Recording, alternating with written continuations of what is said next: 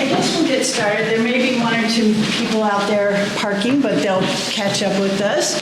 Welcome, and thanks to everyone for coming out on this dreary evening. You're all hearty souls, ready for a good lecture. My name is Jan Williams, and I am the director here at the museum for one more day. I am retiring at 5 o'clock tomorrow evening. Thank you.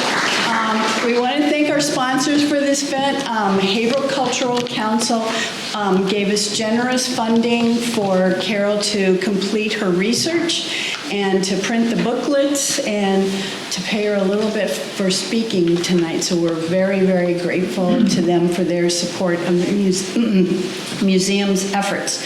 So I will say we acknowledge and honor the Abenaki, Pennacook, and Wabanaki peoples, past and present, upon whose traditional lands and waterways the Buttonwoods Museum is located.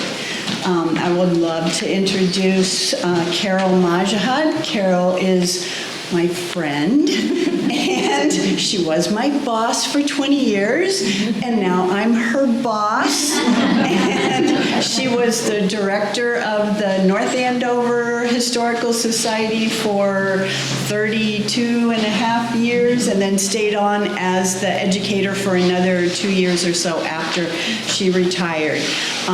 This topic happens to be one of her passions. She's been researching it for decades to try to correct falsehoods and get the facts out there. I believe, as a matter of fact, the Witch Museum in Salem, Massachusetts is going to add her research and work on their website. So welcome, Carol Majahad, and I hope you all enjoy this. Thank you, Jan. Thanks very much. Thank you all for coming out tonight, and thanks to Mass Cultural Council for giving us the funding, particularly for the booklet.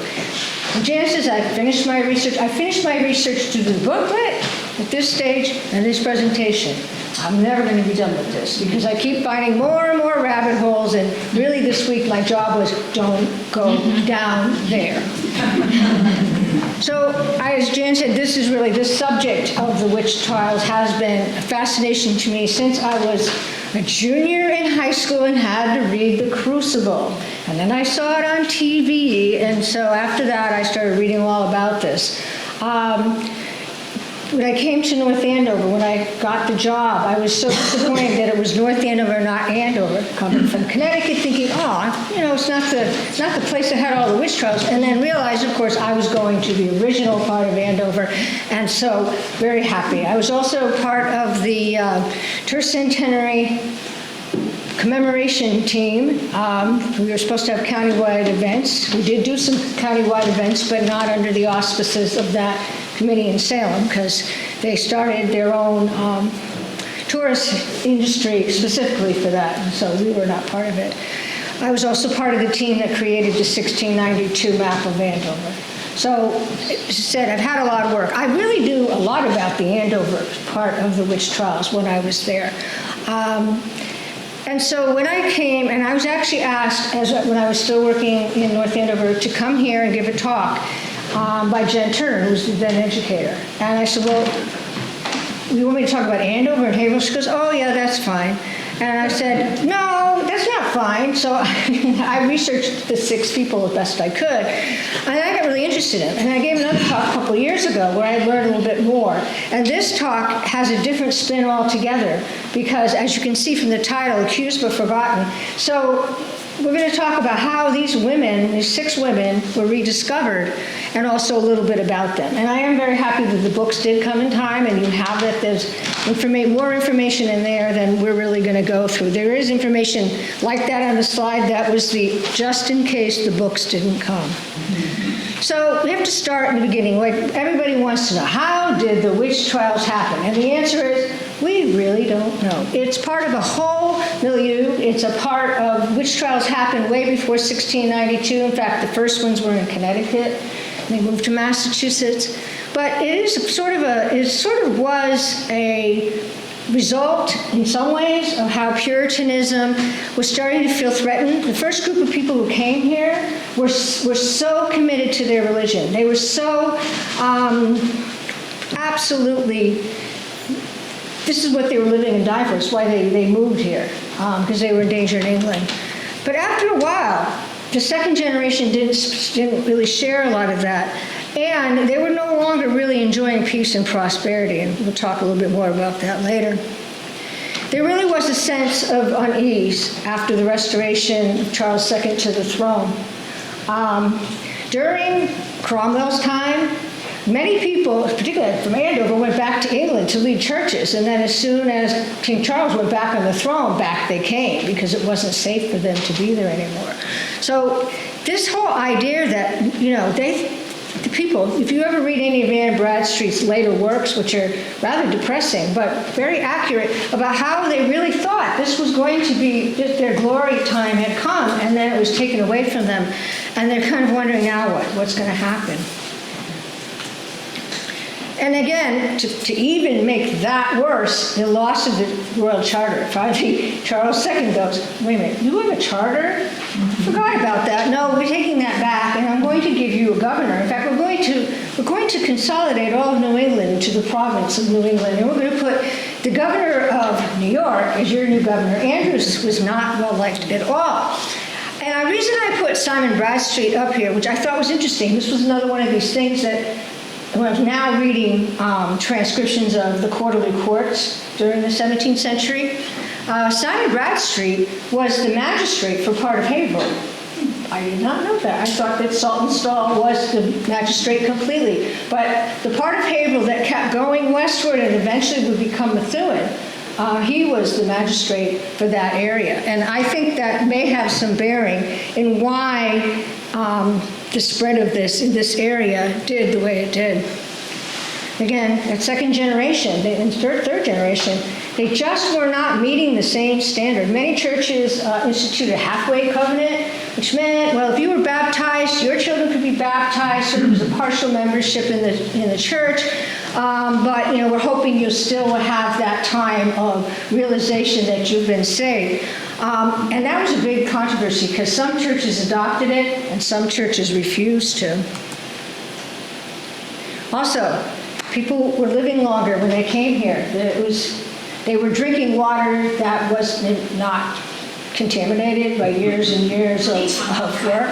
They were it agreed with them. Let's just put it that way. There were a lot of people who died well into their 80s and 90s. And what that did is on the second generation, these men are reaching their 40s and they have no land. Because a lot of the people who came here from England came from a part of England where the first son got everything, but that meant the father had to die first. Eventually, a lot of families had to start dispersing land, particularly as they had more and more divisions, both in Andover and here and in Haverhill. By the way, just in case you don't know it, Haverhill was here first, but Andover and Haverhill were supposed to come out here together to watch each other. But Andover just took a few more years to get their act together to come over. But they were supposed to watch each other, and they were pretty connected their whole time. And I think the most important thing that we have to understand as 21st century people is that the worldview included the invisible world and the invisible realm, and that the devil and God played an active role in this world. We couldn't see it, but it happened. And in fact, the Mathers, both Increase and Cotton, were collecting stories of incredible provinces. And they would go in and try to say, what's the most unusual thing you've heard? They weren't looking for witchcraft. That wasn't the point. They were looking for things that were signs, like meteors, or they did collect stories about witchcraft things. But most of the time, it was stories about how a minister could drive the devil away from the afflicted person by prayer. Not just by him, but by a whole group of people from the church. So the attitude towards witchcraft and what happened in 1692 is actually very different from the witch trials that happened well before. Now, other factors in 1692, and this was something that, again, since I left Andover, I learned this, is that, so we knew in 1676, Massachusetts General Court said, Haverhill, Andover, Amesbury, and Chelmsford. You are now frontier towns. And I do remember in Andover reading people complain, say, if you're going to make us a frontier town, you need to send us some money. What that meant was, having seen what was happening in Maine, they said, if there's an attack from the north, you people have to stay there as a bumper and protect the rest of us. Oops, sorry. And imagine how that felt, that you're now sitting there. I've seen so many different presentations on the Salem witch trials that will, first of all, confuse Danvers with the city of Salem, with the Salem town at that point. You know, well, we're on the frontier, we were on the verge of attack. And although that's not totally untrue, it's technically not true, because they had their buffer towns here. The only thing they had to worry about was attack from the water. And again, this was a real fear. And in Haverhill, the last person who was actually killed in a raid coming through, it wasn't a big raid, it was just passing through, group of pretty much, there was generally some French soldiers with these groups, but they were definitely the northern tier allies who would come all the way from the Canadian border and from Canada to do these retaliatory raids for the French. Eventually, during King William's War, there was a confederation of tribes that had been pushed out during the King Philip's War, and they started planning their own raids. So the last person, or the closest person to die, was July 18th in 1692. The first person who was actually arrested in Haverhill was just a few days later. And there does seem to be an issue when you have a controversy, you have a problem with the minister. Of course, the big controversy in Salem Village about Reverend Parris is pretty well written about. There were certainly problems in Andover between, they had to bring Parson Barnard in because they felt that Francis Dane wasn't preaching as much as he should. But even in Haverhill, although it wasn't that, it was the fact that John Ward was getting old, and they needed to find a new minister. If you go read Chase, it goes on and on and on. They bring this one, no. They either the minister didn't like it here, or the people didn't like him. Similar to what happened in Salem Village. And it took them a long time to actually come up with the next minister. And then we have to talk about the Andover phase, because Haverhill is very much part of that. So in the witch trials, you all probably know the story, especially with the Crucible, about it starting in Salem Village in Parris's house. And that whole phase, even though they did accuse people outside of both Danvers and Salem town, was pretty much in a radius of towns that were connected to Salem in a closer way, market town, something like that. And it got all the way to June when they executed the bishop, and then the accusations died down until we get to the end of July. And then they start, the accusations in Andover and Haverhill, all of a sudden just blow up. And that's why it is considered the Andover phase. Quite different, and we'll talk a little bit about that. So the girls, and they think it might have been Ann Putnam and Mary Walcott, doesn't really matter. They brought girls from Salem up, and they wanted to identify a suspected witch. They actually, on September 7th, held a touch test. And the touch test would have had to have been organized from the officials of the town, not poor Thomas Barnard. And they brought people in, and the girls didn't know who they were, and they would blindfold them, and then the girls would be in a fit, and the people would touch them, and the theory was that if you're the witch and you've cast a spell, if you touch the victim, the spell goes back to you. And so that's how they accused the first people in Andover. Most of the afflicted in Andover, unlike the afflicted girls in Salem Village, because only Mary Warren was actually accused of witchcraft because she recanted and accused them of lying, and then they came after her. And she did go back to being afflicted, but in the meantime, she had stood trial for being a witch. Almost everybody in Andover who was an afflicted was accused of witchcraft first. The only two were not Martha Sprague and Rose Foster. And because we're talking about Andover afflicted, because they're the people who were actively accusing the people from Haverhill. Also, most of the people under 24 were from Andover, and that makes a big difference because their confessions of witchcraft are quite different from, people, they were first phase, very few people confessed at all. So all of the people who were under 10, except for Dorothy Good, were from Andover. So sort of the demographics of the group made for a different trial. Some, if not all, depending if you look at 17th century concept of kinship, which is quite different from ours, much more expansive, almost everybody was related to the people in Andover. And we are going to point some of that out as we go on. But the people were accused, not by the people, the actual complaints were not filed by people in Andover, except one or two exceptions. They were all filed by these girls in Salem, and sometimes they'd pull another one of the girls, and the Swan family. So those of you who are from Andover know that Timothy Swan is buried in the old burying ground. The Swan family was originally from Raleigh, kind of left there in disgrace, came to Haverhill, and had a kind of a dual life. Robert Swan, the father, held a lot of important offices, but he was also always in court. His children were always in trouble. He beat his children, but then he would defend them. So it was a very interesting combination.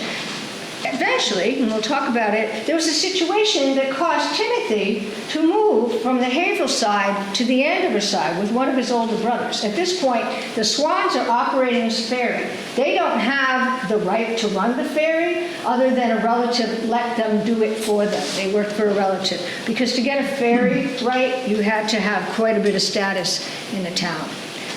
Now, because we're going to do this in a whole different order, I didn't want to let you know this is the order in which they were accused. So you can see that Martha Toothaker Emerson was accused on the 22nd, and our last person to die was the 17th.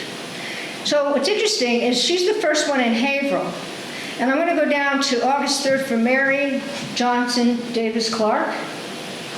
We're going to talk a little bit more about her because we know more about her than some of the other ones. She's the first one of the Johnson Dane family to be accused, not the Andover group. I always thought, and then it's Mary. And again, I wish I could answer all those questions for myself as well, but we're still working on exactly why.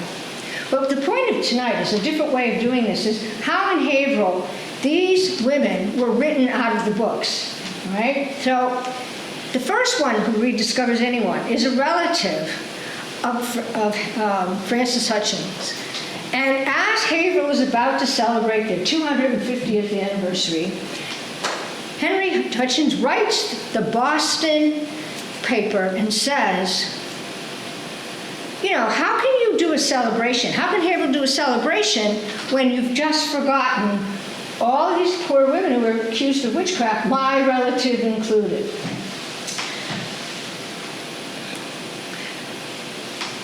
The letter is then reprinted 15 days later in the Haverhill Evening Bulletin, and that's the copy you see here. And I must point out that Special Collections has a collection that's just called Witchcraft, and interesting things. I mean, it was a really good resource for me, and I do have to shout out my appreciation for their help and their support in this whole project. So he starts to quote documents concerning this ancestor, Frances Hutchins, including records concerning her involvement in the Salem trials of 1692. You have to remember that Chase does his book, and he does Merrick by year. So you go to 1692, Chase just talks about the fate of Saltonstone. It's good that he talks, it doesn't act as if anyone happened. Merrick actually says we didn't get involved in this foolishness. No one in this town was involved in this foolishness. The last person heard, he was one of the writers for the history of Essex County. And he was the latest of the writers, and quite frankly, he's just copying the other two. So I was not surprised that he didn't mention it. But nobody in Haverhill was actually in Upham's History, written in 1867, Salem Witchcraft. And there's some good reasons for this, and we'll talk about that in a moment. Frances is in the Witchcraft papers, which was Boyer and Nissenbaum were the editors. in 1977. They were the editors in name. They wrote really a pretty nice essay in front of it, but basically this was taking and printing the WPA transcriptions of the files that had been put on deposit with the Essex Institute. So not all the papers, just that. And that book, although really valuable and for years the only source, had a lot of errors in it, not because of Boyer Nissenbaum, because they were asking WPA people to come in and read 17th century documents. It's not that easy. So a little bit about Frances, and her maiden name was unknown for quite a long time, and it is Alcock, and she marries John Hutchins of Haverhill about 1635, right? The interesting thing is we're looking for connections. Why these people? And of course, John's land was west of Daniel Ladd. And we'll hear about the Ladd several times. And Daniel's son Samuel was named as the father of Elizabeth Emerson's twins. Hannah Dustin had a sister, Elizabeth Emerson, who had an illegitimate daughter, Dorothy, accused Timothy Swan of rape. The court did find him to be the father, but they didn't find him guilty of rape.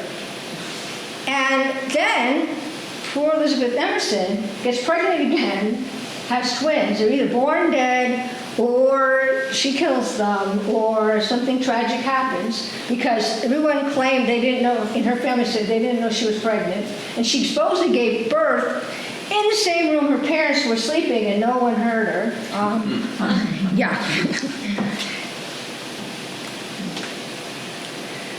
So interesting thing about Frances is that, and I had to look at a lot of family histories because there's so little known about particularly women at this time. And it's always fun to see what families think they know about their family. And so they had her, one group had her being of nobility coming over. And there's a reason why, because when she was arrested in 1653 under the sumptuary laws for wearing a red hood, she didn't get charged at all because she said, well, I was raised above ordinary rank. It appears that both she and her husband came over as indentured servants to Mr. Dummer, so I don't think that was actually true. However, John Hutchins actually had a pretty good estate, and if not in 1653, and remember she was probably accused the year before, but right after, he had the 250 pound estate that would have exempted them from all this. And it is interesting to read those court records and see this one got off, this one didn't get off, and they would get fined and they would tell them never wear that again. Now, John, her husband, dies in 1684-5, so he dies before March 25th, so that's why it's a double date like that, because we're still on the Julian calendar. And then in August 1892, it's Timothy Swan, these girls from Salem Village, file a complaint against both Frances and Ruth Wilford. And we'll hear about poor Ruth later on. She's our last person. She's the last one to be discovered. And she was arrested with the last name. And Hannah Post is from Boxford, but had a connection to the Andover families. And so these girls in Andover who had been accused themselves were telling it they were famous for saying, well, this one was at the witch meeting, and this one was at the witch meeting, and this one was baptized with the devil. And, you know, they told some pretty fascinating stories. Frances was lucky. She was at least let out on bond in December because the trials were going through. And then the last people were hanged in September. There was supposed to be another group to be hanged again in October. By this time, Governor Phipps is getting a little nervous. He's hearing, you know, his own wife's been accused. That could have a lot to do with it. But he's hearing that people in England might think this was totally out of control. What are you doing over there? Because he's a royal governor. And so he decides to end the trials for now. He dissolves the court of Warrior Interminer. He says, we're going to come back in the new year when we're all set with the new court of judicature, which becomes the Massachusetts Supreme Court. That's its ancestor. And we're just going to try them then. And meanwhile, people, particularly people like Increase Mather and Brattle, are talking about you're using spectral evidence. The ministers had warned in June, spectral evidence, yes, you can use it, but you have to be very careful with it. But because they were in the midst of all of this, they end their whole letter saying, but what you're doing is good. Good job. We appreciate all that you're doing to rid the land of the devil. And so the court, well, they like what we're doing, we'll keep going. But that was one of the most problematic things, is that these people were being accused.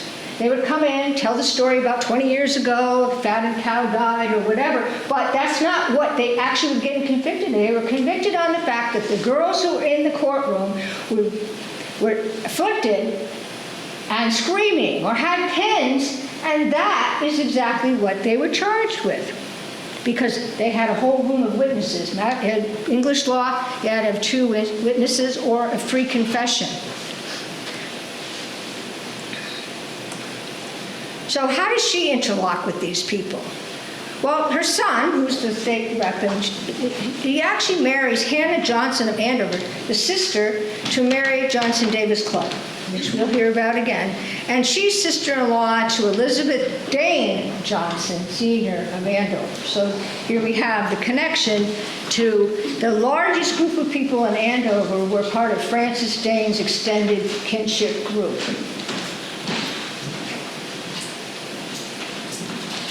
And her daughter Elizabeth marries Thomas Eyre here in Haverhill. Interestingly enough, fellow accused Ruth Wilford marries their son in July of 1694. Francis just died the same year in April. They had to have known each other, and they had to have had some approval. So how do we learn about the second person? Well, before 1914. And Alderman Albert L. Bartlett, same Bartlett from Bartlett School here in Haverhill, he unearths a manuscript record of the trial of Mary Clark at Salem. And he just writes on, it was long ago, long forgotten at the Lenox Library. Now, I don't know, it wasn't really clear from the papers that he went there or he knew about it, but he did know about it, and he was very persistent. He had the head of the Haverhill Public Library write not once but twice to get a copy of it. And they published this article about how the fact that Mary Johnson, at that point they're just calling Mary Clark, was also one of the Haverhill accused. And this document was never in any Upham's history, but remember, Upham is looking at the same documents that are still within Salem, at the courthouse, or maybe in Boston. He's not going to New York City to look at a library. However, George Lincoln Burr, who was great, you can get his whole book in the Dover reprint, he collected all these narratives. He has Caliph in there and Brattle and many things from both Cotton and Increase Mather. He has Hale's book in there. He does edit a bit, but it's actually a pretty good source. But as I'm reading that, there's a footnote that says that Mary Clark's examination is in the New York Public Library. Lenox Library was a special private subscription library that was later absorbed by the New York Public Library. And so he made a footnote. So by 1914, he knew that this woman from Haverhill was there. And of course, she is included in the 1977 Salem Witchcraft paper, but only her complaint. This document still was not part of that collection. And if you go to the University of Virginia website, which was the last revised in 2018, it lists the location of the document as New York Public Library. So that's where it still is today. And by the way, when I say the University of Virginia, this is the website, and it's a great place for resources. They have a lot of things digitized and on that website. It doesn't look like they've been really updated, as I said, since 2018, but that's a great place to start. And Mary Johnson again, gets accused. Richard Carrier, one of the sons of Martha Carrier, claims she was baptized. Remember, he's like 18 years old. That she was baptized at a witches' meeting in Newberry Falls, and she was reported eating and drinking in the village witch meeting by Mary Post. I mean, these young accusers at Andover, I did a talk for the high school there one time about how they were all talking about the devil let them drink, the devil gave them clothes, the devil promised them that they would get to do whatever they wanted. It sounded like very typical, teenage wants and needs. She denies it. She's not confessing. But what happens is the afflicted girls suddenly have pins sticking in them. One in a throat that had to be taken out by a minister. Then they ask her, this was a very popular test, can you say the Lord's Prayer without making a mistake? Now imagine you have screaming girls, and some, at this point it's mainly girls, and people are all looking at you, accusing you of being a witch, and you try to remember to say the Lord's Prayer perfectly. It's not that easy. So the record says she erred much in doing it. She also, of course, was accused of attacking Timothy Swan, and one of the Post girls said she attacked him with a jagged spear. And the magistrates are like, what is that? They were, well, like a file, and it had like a rough edge. So they, I don't know what this girl was thinking of, but I kept thinking of a harpoon. That to me sounds like a jagged spear. But Timothy Swan was the most afflicted person. He was not well liked on either side of the river. So Mary Johnson, again, closest tie to Andover, but she's the first one accused. And so she, by being a Johnson, and the Johnson family marrying into the Dane family, and all of those interlocked groups, she's part of it, and she's, as I said, first one to be accused of that group. Why? Don't know. Her son, Ephraim Davis, because her first husband was Ephraim Davis, and he died, and their children actually do marry other people who are involved in this whole witch trial circle. He marries Mary Eyre of Andover, and he moves to Andover. And so he is one of the signers of the October 18th Andover petition. So that's a pretty good ally to have. In terms of her connections to the Haverhill accused, so when she married, when poor Ephraim dies, she marries Edward Clark, another widower.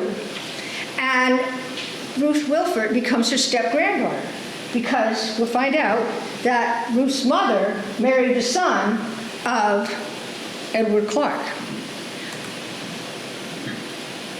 Now, this I put up here because I just really was going through this. Why are these people being accused?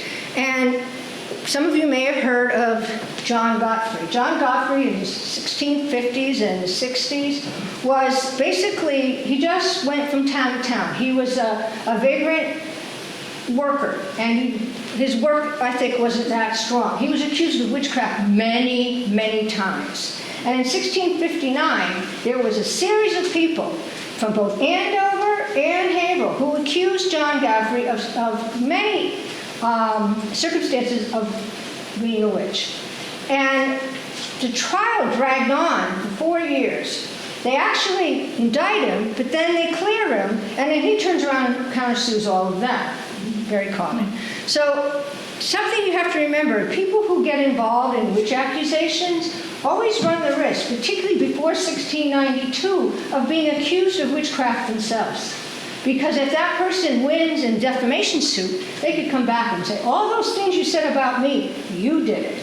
So that can put you in a very vulnerable position, and it is possible that that's part of it. So our friend Albert Bartlett, by the way, Albert Bartlett was an educator, he was a principal, he did become an alderman, became mayor, short term, something happened and he had to leave, went back to being an alderman, but he wrote all these wonderful little monographs that are in special collections on different parts of Haverhill history. He had one self-published book, which is written in the, kind of the reminiscence of boyhood style, but he wrote another article for the Haverhill Gazette in 1949 saying, hey, there's 3 names now. We have Mary Green, Frances Hutchins, and Mary Clark. Except he only writes about Mary Clark and Nathaniel Saltonstall. He doesn't even mention Frances Hutchin, but he must have seen that from the other article, and he doesn't say anything about Mary Green. Now, who is Mary Green? All right, and that's a tough one. She might have been born in Hampton when Hampton was still part of Massachusetts, but that tree didn't really work out that well. So at some point, I am going to go back and try to find some of these people. But it is interesting. She again marries another widower, and I don't know if that's a connection too. Most of these women married, except for the older ones, they were married, pretty young women marrying older men as their second wife. And so Peter Green's first wife was Elizabeth Dustin Kingsbury, right, and then becomes Green. They purchased their home from Thomas Dustin, father of both of Hannah Dustin, father-in-law of that. And even though Mary Green was named by Martha Toothaker Emerson, she was first accused by Timothy Swan. Now, Martha Emerson's mother, Mary Toothaker, they're from Billerica, so we had where Tewksbury is now, that was Billerica. So we have Billerica, Andover, and then across the river, Haverhill. She claims how she knew, because they're living in Billerica, and somehow she knew Mary Green was at a witch meeting and that she, in everyday life, had a piggy who followed her everywhere, implying that this was a familiar. And that's like that's one of the few stories in this whole Andover Haverhill where they actually accuse somebody of having a familiar. So what I love about Mary Green is she escaped from prison, the Ipswich prison, not once, but twice. Unfortunately, she was recaptured both times. But I really love that about her. Her brother-in-law, John Shepherd, helped her, and he unfortunately was fined a second time. He was fined 30 pounds, which is quite a bit of money, and the cost of the court. So it didn't work out well for him, and he did not try to break her out of prison again. Now, there was an Ipswich prison petition. We now know the trials are not going to be held until January. The Ipswich prison was pretty much a house with the lower built into a hill, so the lower level would have been like fortified, but not that much. But just they would have these tiny little rooms, and they would keep people in there. It's overcrowded, and there's no fireplace in the bottom part of the house. And these people are saying, "We're going to die if you don't let us out." And some people were lucky enough to be out on bond, but not everybody could have a bond. As it turns out, she and James Saunders were able to raise the money, and she was out on bond by December 16th. So they really had to wait. These petitions were going out in October. It took them until December to decide they could let many of these people out on bond.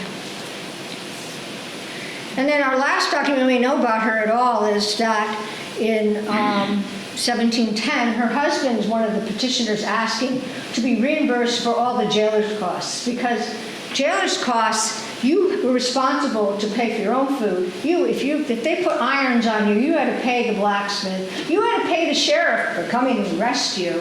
And that's how we learn about a lot of these people who don't have court documents, is that when they started reuniting the other documents, the warrants, the bills that came out much later on, and they start compiling them all, suddenly you can see these people who show up as a warrant now show up later on in a bill, and that's how we find out how long they were in prison.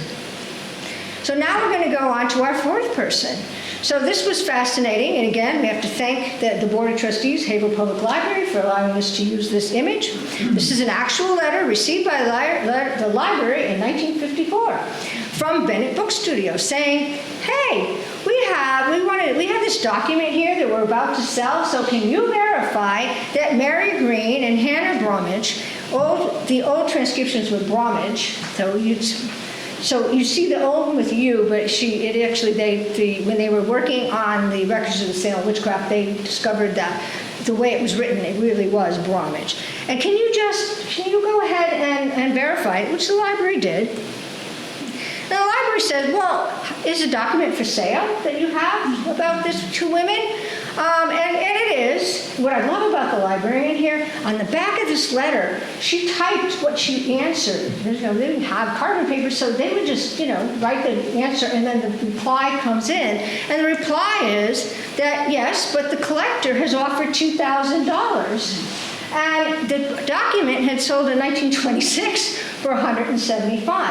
So you see a pattern here? These documents are floating around. Weren't they all supposed to be together in the court? But they weren't.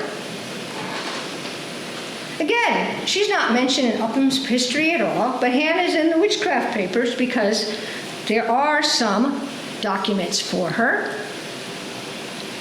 But the actual document that was offered that the library wanted to buy but didn't have $2,000 is still in private hands, and the source on the witchcraft witch trial website, the source is John Fisk's book. So it's just a replica. No one knows where the document is. So there's one that could show up one day in private hands. And Hannah's a very interesting person. Again, her maiden name was either Varnum or Farnham, as is true for all the Varnums and Farnhams, they interchangeable names. Not sure what her relationship was to the Farnhams who went to Andover. Not sure if Abraham was ever related to the Tylers who ended up coming to Andover. I think that's going to be one of those things, like with the Osgoods, the three Osgoods that came, that it's going to be DNA way back, some really undefined blood relationship that no one can actually trace. Abraham was definitely one of the earlier settlers here. He was pretty important in the government here.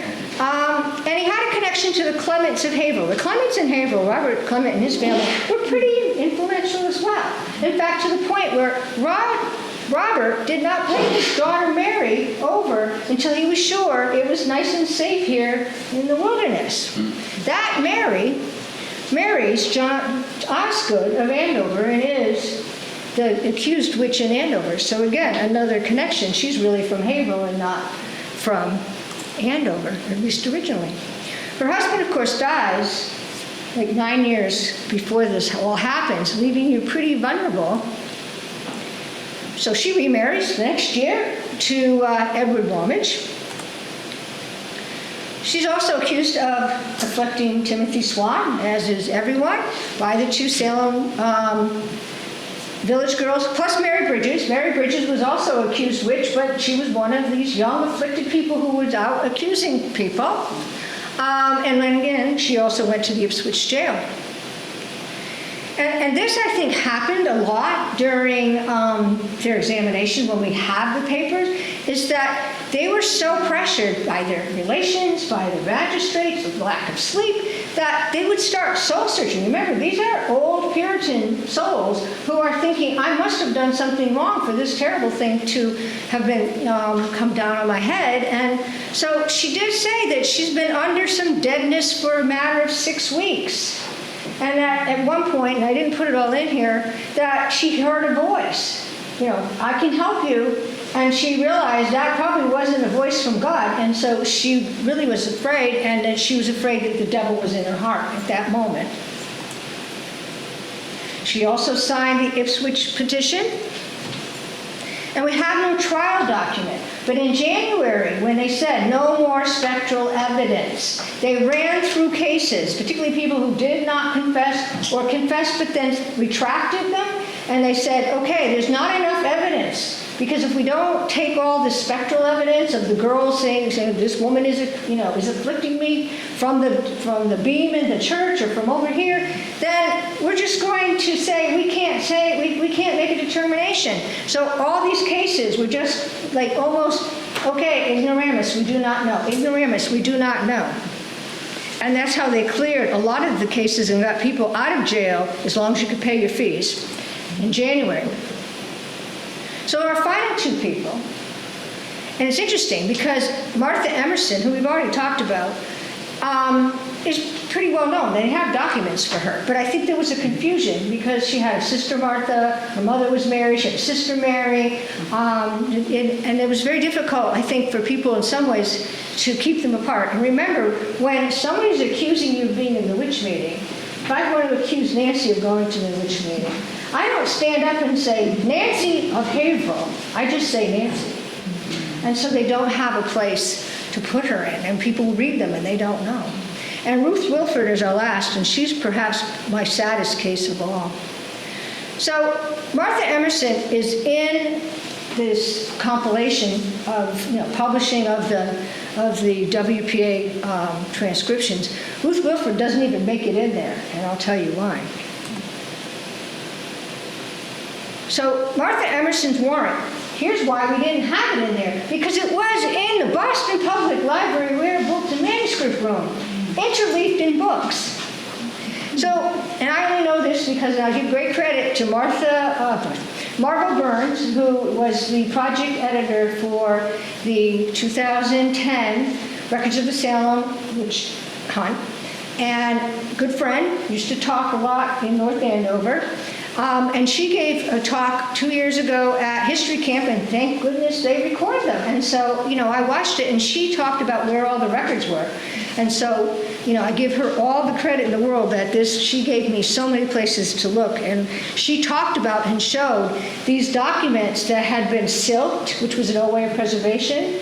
So it blurs the document, and then they put ends on them, and then they bind them in a book.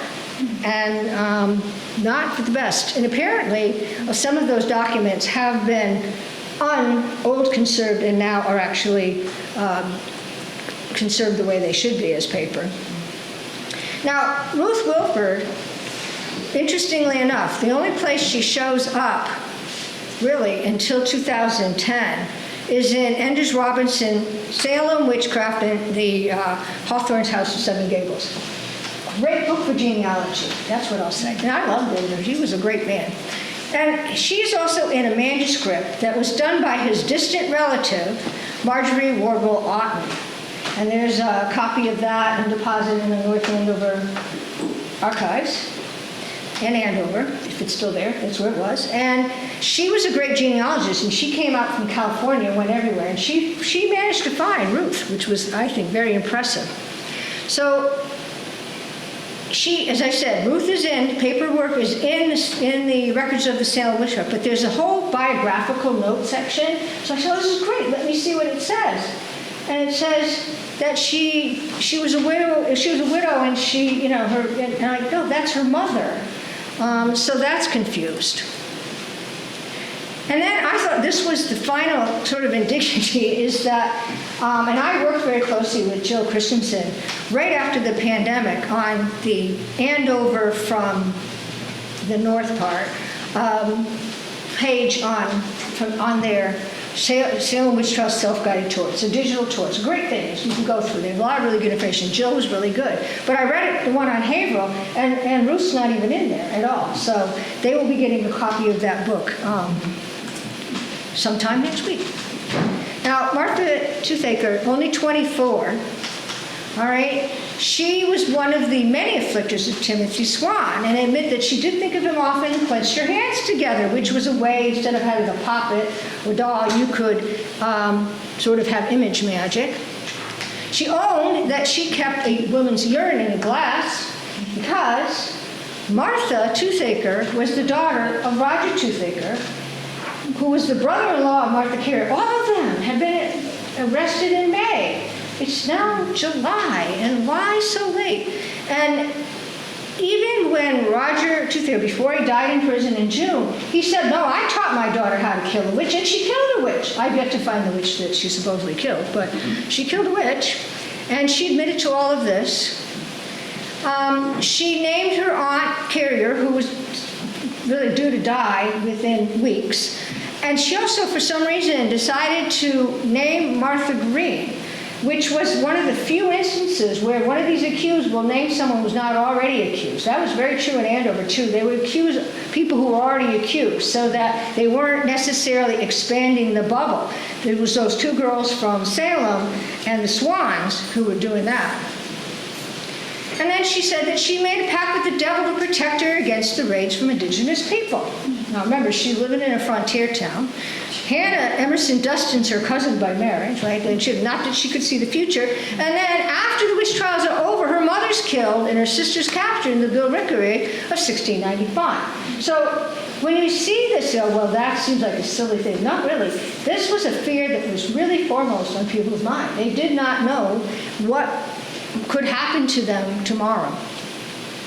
Again, she did confess, but then she retracts it almost in the same day, and she's not found guilty in February, so she had to wait an extra month when the court was reassembled, and that's probably because she had accused and retracted her confession.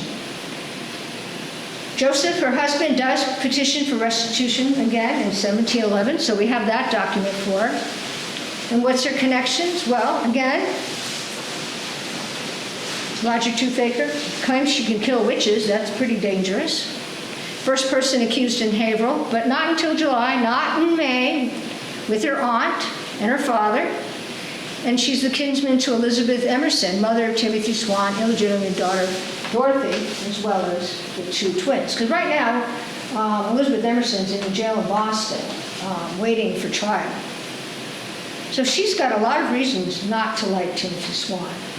And I understand why she said that. But so many people who were accused in Haverhill did not like, and in Andover, did not like Timothy Swan.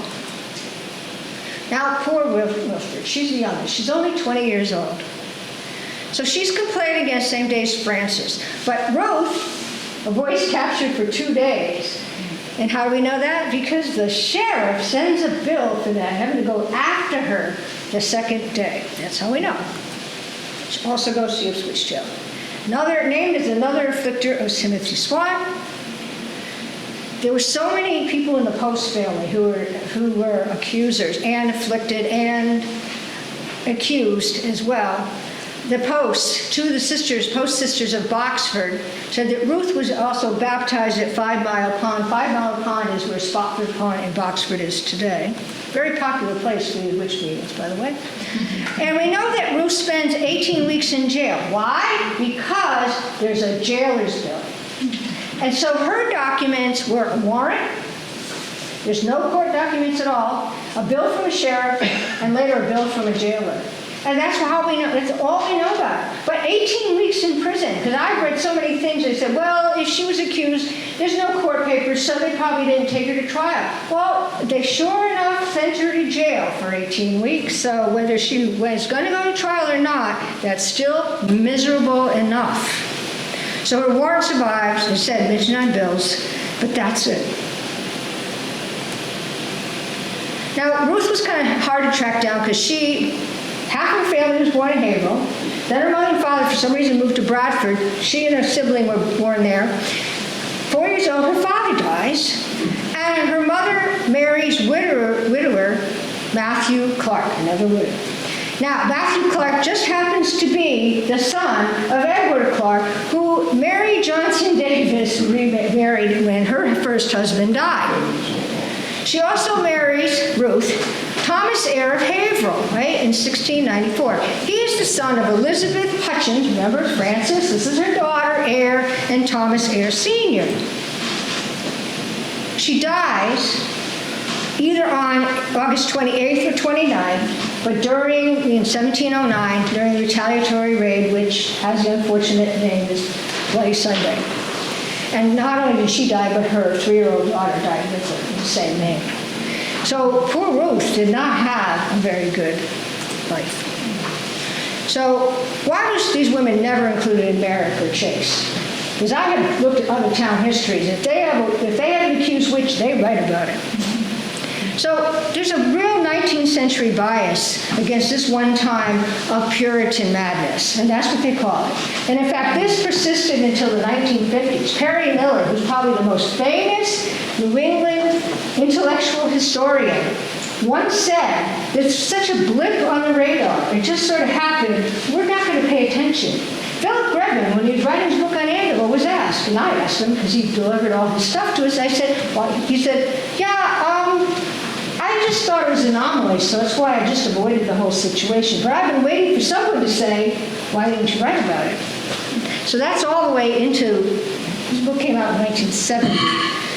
So that's a long time to just not want to write about that in New England. There's a bias in general in history about women's importance in history.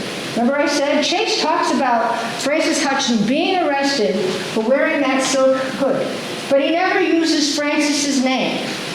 It's John Hutchins' wife. That's all he says. Because I looked up in the index every one of these women, nothing. I had to go look for all their husbands, in some cases more than one, and I might find something about them, but only indirectly. I did find out that Ruth Wilford, before she was killed, her husband petitioned for them to be able to use a house on their property to teach school. And it was granted. And I would never, if you didn't sit there and go through all these crazy little things, you wouldn't know it. But did they say Ruth? No, just my wife. And again, most of these accused were only named in the testimony of others, and they never mentioned where they were from, because everybody knew where they were from. They didn't have to put that in.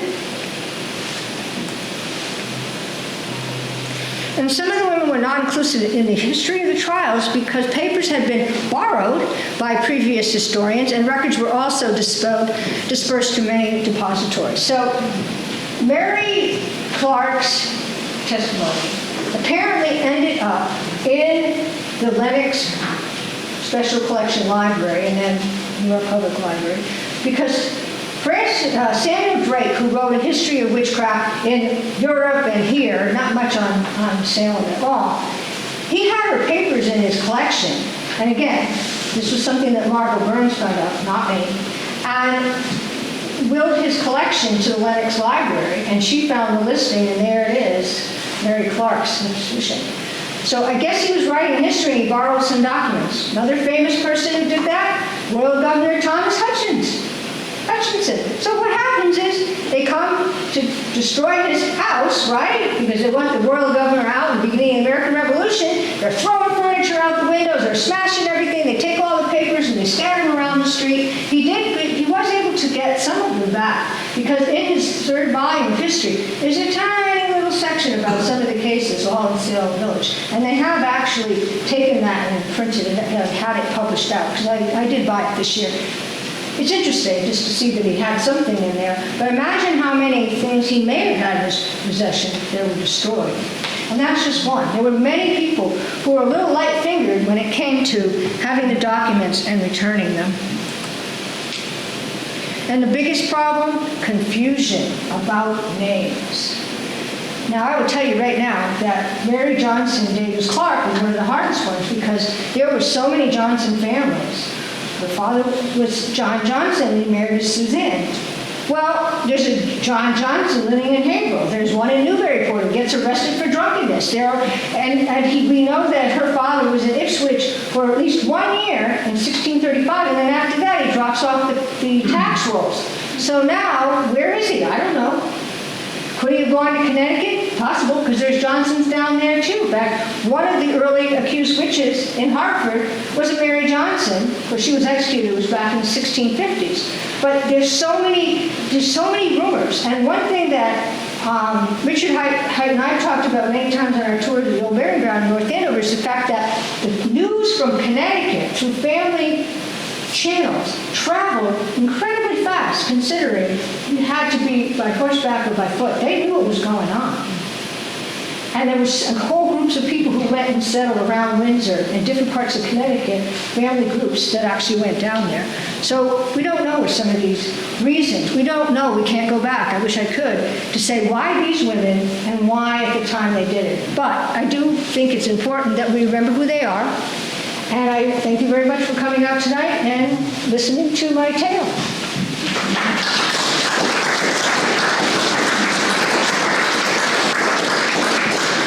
What time is it? What's the problem? You haven't cleared up. Does it really? Okay, we have 3 minutes. No, if you have any questions, if you have any questions, I'm happy to try to answer them. Not, again, thank you for coming out. I really appreciate it. And you have your book, so that will answer a lot of things right there.